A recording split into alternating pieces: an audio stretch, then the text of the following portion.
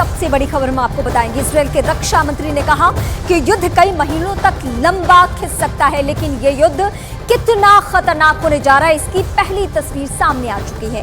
Israel के defence force के कुछ सैनिकों ने गाजा के अंदर छापा मारने की कोशिश की, लेकिन उनको भारी नुकसान भी झेलना पड़ा।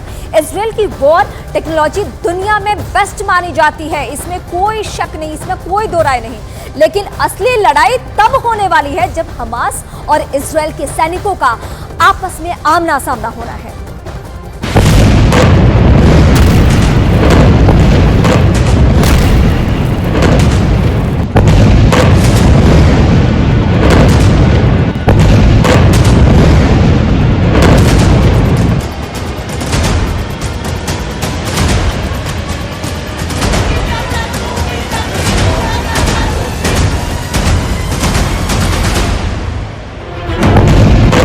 वो जंग शुरू हो चुकी है जिसका इंतजार पूरी दुनिया को है। ये हर कोई जानना चाहता है कि आखिर क्या होगा जब इजरायल के डिफेंस फोर्स गाजा के अंदर प्रवेश करेगी। लेकिन गाजा में प्रवेश करते ही, गाजा में कदम रखते ही इजरायल की आर्मी पर गाज गिरी है। गाजा के बॉर्डर में घुसते वक्त हमास के खूंखार लड़ाकों से इजरायल डिफेंस फोर्स की पहली भिड़ंत का नतीजा सामने आ चुका है। गाजा के किसीफोम इलाके के पास इजरायल डिफेंस फोर्स ने छापेमारी की कोशिश की थी, लेकिन वहां अचानक इजरायल की आर्मी पर हमास के लड़ाकों ने अटैक कर दिया।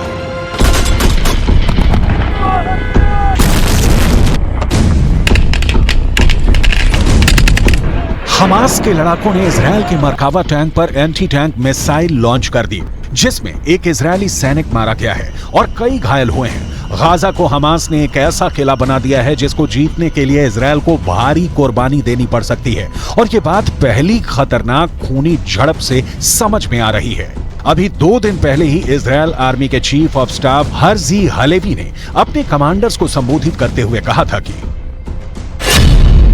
गाजा पर इजरायल के द्वारा की जा रही एयर स्ट्राइक से ये ना समझा जाए कि हमास कमजोर हो गया है। जब इजरायल की सेना गाजा के अंदर घुसेगी तो ये मानकर चलेगी कि हमास को एयर स्ट्राइक में 0 नुकसान हुआ है, तभी आप पूरी ताकत लगाकर हमास से लड़ पाएंगे।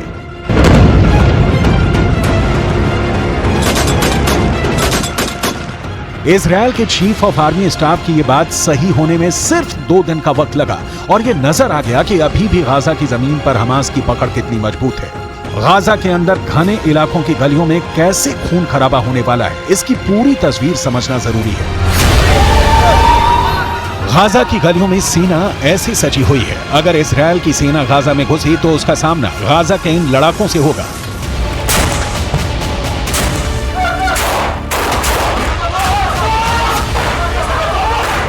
इजरायल का दावा है कि उसकी सेना जमीन के रास्ते गाजा में दाखिल होने को तैयार है। इजरायल की सेना गाजा बॉर्डर पर डटी हुई है। हवाई रास्ते इजरायल गाजा को जमींदोज करने में लगा है। इजरायल की सेना जमीन पर भी जबरदस्त एक्शन में दिखाई दे रही है। इजरायल की सेना की योजना मरकावा टैंक के साथ गाजा की गलियों में दाखिल होने की है। इजरायल का मरकावा दुनिया का सबसे सीक्रेट टैंक के रूप में पहचाना जाता है, जिस टैंक के खिलाफ अचूक मानी जाने वाली मिसाइल भी नाकाम हो जाती है, लेकिन गाजा का दावा है कि वह इन टैंकों को भी फोड़ सकता है।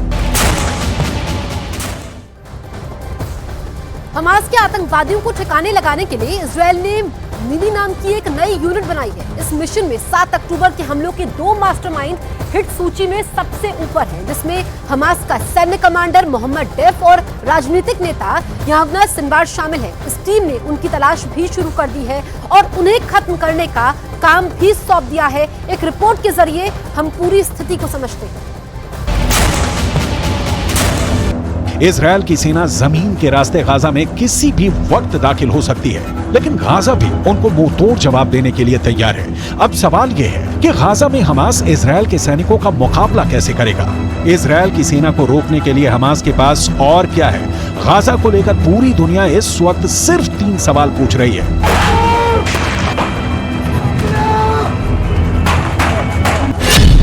पहला सवाल, इजरायल की सेना अगर गाजा में घुसेगी तो हमास खुद को कैसे बचाएगा। दूसरा सवाल, इजरायल हमला करेगा तो हमास के सामने सबसे बड़ा डिफेंस क्या है। तीसरा सवाल, इजरायल की सेना अगर गाजा में दाखिल होने में कामयाब हो गई तो हमास इजरायल को कैसे हरा सकता है या फिर उसे बुरी तरह जख्मी कर सकता है?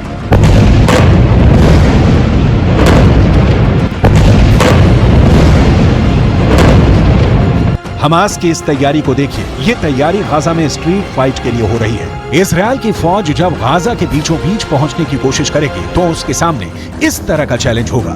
गाजा में हमास के लड़ाके मुकाबला करने को तैयार मिलेंगे। वहीं इजरायल की सेना की एक टुकड़ी गाजा के बॉर्डर के अंदर दाखिल होने के लिए जंग लड़ रही है। वहीं दूसरी टुकड़ी गाजा में स्ट्रीट फाइट की तैयारी कर रही है। गाजा को लेकर पूरा ऑपरेशन या कहें कि जंग कितनी खतरनाक हो सकती है, इसका अंदाजा आप इन तस्वीरों से लगा सकते हैं। इस वक्त गाजा पर इजरायल की सेना बड़े पैमाने पर बमबारी कर रही है। बावजूद इसके गाजा इजरायल से लोहा लेने के फुल मूड में है और गाजा के किले को तोड़ने के लिए अब इजरायल की खुफिया एजेंसी शिन बेत ने भी एक प्लान तैयार किया है। 7 अक्टूबर को इजरायल के दक्षिणी हिस्से में जब हमास के आतंकी घुस गए और सैकड़ों लोगों का कत्ल किया तो पूरी दुनिया में मोसाद की आलोचना हो रही थी, लेकिन असल जिम्मेदारी मोसाद से ज्यादा शिन बेत की थी, जो इजरायल की एक और खुफिया एजेंसी है। इजरायल में 2 प्रमुख खुफिया एजेंसियां हैं। पहली मोसाद, जो विदेशों के अंदर खुफिया सूचनाएं इकट्ठा करती है, और दूसरी शिन बेत, जो कि इजरायल की मिलिट्री इंटेलिजेंस का काम करती है। यानी जब हमला इजरायल के अंदर हुआ तो इजरायल की मिलिट्री को आगाह करना शिन बेत का काम था, लेकिन शिन बेत यह काम नहीं कर सकी और इसके लिए शिन बेत के हेड रोनेन बार ने पूरी जिम्मेदारी भी ली है। रोनेन बार ने इसके लिए माफी मांगते हुए यह भी कहा कि हमास ने 7 अक्टूबर को इजरायल में जो किया है उसके बाद वो समझ ले कि अब इजरायल के इंतकाम की कोई सीमा नहीं होगी। शिन बेत के हेड रोनेन बार ने एक नई यूनिट बनाई है जिसका नाम है निली। यह यूनिट विशेष रूप से हमास की आर्मी अल कस्साम की नुकबा कमांडो यूनिट को खत्म करने के लिए बनाई गई है। निली हिब्रू भाषा का शब्द है जिसका अर्थ होता है यह झूठ है कि इजरायल का कभी अंत होगा। शिन बेत की निली यूनिट को यह जिम्मा सौंपा गया है कि वो 7 अक्टूबर को इजरायल पर हमला करने वाले नुकबा के सभी आतंकी कमांडो को जान से मारकर बदला लेगी। 7 अक्टूबर को हमास की आर्मी की जिस यूनिट ने आतंकी हमला किया था उसका नाम नुकबा है। 7 अक्टूबर को नुकबा के करीब 2500 आतंकी दक्षिण इजरायल के इलाके में घुसे थे और लगातार 2 हफ्ते तक यह ऑपरेशन चला था, जिसमें 1500 के करीब नुकबा कमांडो इजरायल की आर्मी ने कॉम्बैट ऑपरेशन में मार गिराए थे। टाइम्स ऑफ इजरायल ने एक खबर छापी कि नुकबा का एक आतंकी कमांडो पिछले 16 दिनों से दक्षिणी इजरायल यानी जिस हिस्से में हम लोग हैं वहां छिपा हुआ है, और जब भी इस आतंकी कमांडो ने गाजा पट्टी में घुसने की कोशिश की तब इजरायल डिफेंस फोर्स ने इसे पकड़ लिया। हमास की आर्मी अल कस्साम के नुकबा पर इजरायलियों का सबसे ज्यादा गुस्सा फूट रहा है। इजरायल के अखबार टाइम्स ऑफ इजरायल ने यह खबर छापी है कि इजरायल की एयरफोर्स ने नुकबा के 2 कमांडो रविवार को एयर स्ट्राइक में मार डाले हैं। इसी नुकबा की करतूतों की वजह से आज पूरा गाजा जल रहा है। अगर हमास के इस खतरनाक यूनिट ने दरिंदगी नहीं दिखाई होती तो आज इजरायल और गाजा के बीच यह खतरनाक जंग नहीं चल रही होती।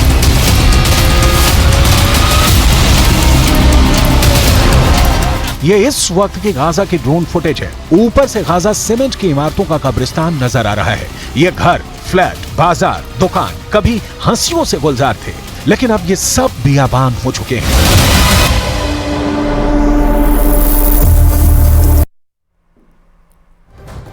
इजरायल ने गाजा पट्टी को पिछले 2 हफ्तों से पूरी तरीके से घेर रखा है। हवाई हमलों के बाद अब जमीन पर आर पार की लड़ाई की तैयारी कर रहा है। लेकिन सवाल ये उठता है कि क्या हमास को जमीनी लड़ाई में मात देना इजरायल के लिए इतना आसान होगा? क्योंकि दावा यह किया जा रहा है कि हमास खुद इस बात का इंतजार कर रहा है कि इजरायल की सेना गाजा में दाखिल हो सके।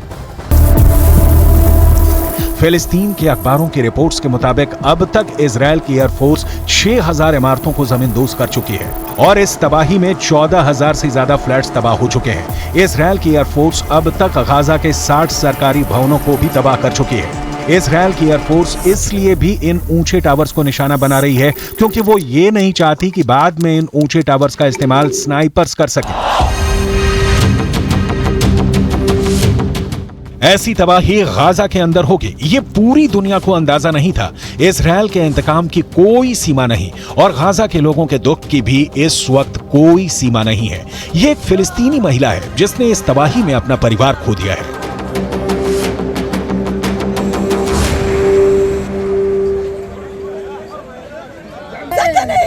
هاي سكني راحوا لا ام ولا ابو ولا اخوه، راحوا اخوتي، ضلتني انا واختي لحالنا، انقطعنا يا خاله، انقطعنا. حسبي الله عليهم، حسبي الله عليهم ونعم الوكيل يا رب يا رب. गाजा के लिए ये एक आम त्रासदी हो गई है जहां हर दिन एयर स्ट्राइक होती है, सैकड़ों लोग मारे जाते हैं। अब तक करीब 14,000 लोग घायल हो चुके हैं, करीब 5,000 लोग मारे जा चुके हैं। इनमें से करीब 2,000 छोटे बच्चे हैं और 1,000 महिलाएं हैं। हमास और इजरायल की इस लड़ाई में आम लोग बुरी तरह से पिस रहे हैं।